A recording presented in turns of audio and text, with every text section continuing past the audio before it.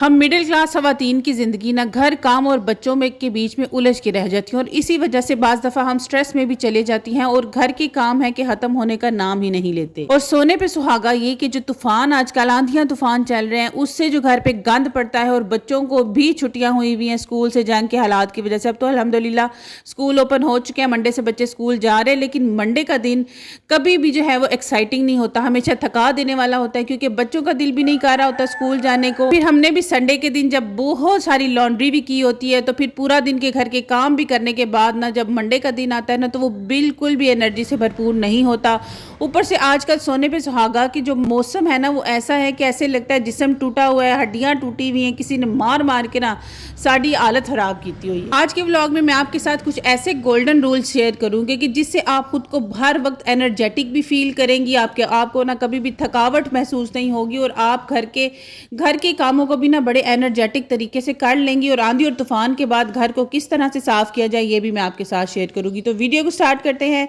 अस्सलाम वालेकुम, क्या हाल चाल है और कैसे हैं सब? उम्मीद करती हूँ सब खैरियत से होंगे। अल्हम्दुलिल्लाह मैं भी ठीक ठाक हूँ। सबसे पहला और इम्पॉर्टेंट रूल, और हम होम मेकर्स ना इस रूल को अपनाए बगैर रह ही नहीं सकती। अगर हम ये रूल फॉलो ना करें ना, तो हमारे जो काम है ना वो कभी भी कंप्लीट ना हो। ये रूल ना हम सब होम मेकर्स फॉलो करती हैं अल्हम्दुलिल्लाह से, कि हम सब ने टाइम से उठना होता है, अल्लाह की इबादत के साथ अपने दिन की शुरुआत करती हैं और फिर उसके बाद अपने जो घर के काम है ना वो करने होते हैं। तो घर के काम शुरू करने से पहले जब अल्लाह की इबादत कर ली जाए ना, तो फिर वैसे ही घर के कामों में बड़ी बरकत हो जाती है। और एक रब की इबादत ही है जो हम होम मेकर के लिए ना एज अ बूस्टर काम करती है। मैं तो यही रूल फॉलो करती हूँ। जब भी मैं स्ट्रेस में होती हूँ या थकी हुई होती हूँ, मेरा दिल नहीं कर रहा था कोई भी काम करने को, तो मैं क्या करती हूँ कि टीवी ऑन करती हूँ, उस पर तिलावत लगा लेती हूँ और फिर साथ ही ना घर के सारे काम करती हूँ। जैसे मैंने देखा है काफ़ी सारे लोग ना गाने लगा लेते हैं और गाने लगा के काम करते हैं, लेकिन मेरी आदत नहीं है। मैं ना गाने की बजाय टीवी पर तिलावत लगाती हूँ और फिर घर के काम करती हूँ।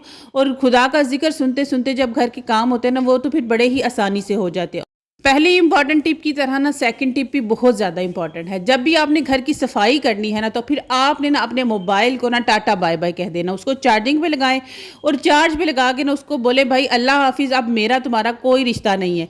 फिर आप अपने घर के काम भी कर सकेंगे, आप अपने आप में एनर्जी भी फील कर लेंगी। थी मैं खुद भी ये काम करती थी कि झाड़ू लगाते लगाते शायद बीच में 4 दफ़ा मोबाइल चेक कर लिया, और वो मोबाइल चेक करते खड़े खड़े ही ना वो 10 मिनट गुजर गए और फिर याद आया है मैं तो झाड़ू लगा रही थी, मैं तो सफाई कर रही थी। तो ये काम आपने नहीं करना। जब भी आपने सफाई करनी है ना, तो मोबाइल रख देना। अभी आपने गंद देखा कितना ज़्यादा, कितनी मिट्टी आई हुई थी आंधी तूफान की वजह से।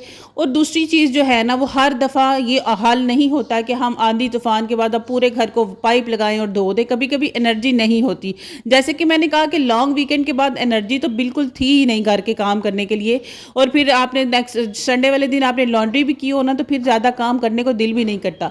तो मैंने क्या किया कि एक जग में पानी डाला और उसी जग के पानी से ना पूरे घर को ना धो दिया।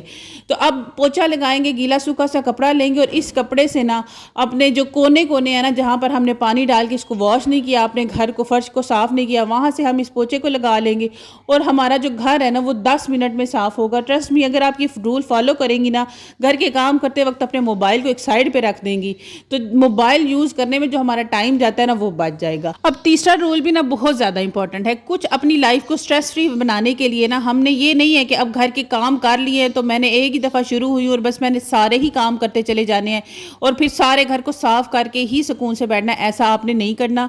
ठीक है, अगर आपके अंदर एनर्जी नहीं है, आप अपने आप को थका थका फील कर रही है, तो घर साफ हो गया तो किचन में, अब जैसे कि आप मेरे किचन में भी देख लें कितने काम से बर्तन है ना, तो इन बर्तनों को ना मैं जब खाना बनाने लगूंगी ना, मैं उस टाइम पर भी वॉश कर सकती हूँ। तो इसलिए थोड़ी देर के लिए मैं इनको छोड़ दूंगी। हाँ, लेकिन कुछ चीज़ें हैं जो हमें करनी चाहिए और जिन चीज़ों को हमें साफ कर लेना चाहिए, जैसे कि ये कूलर है ना।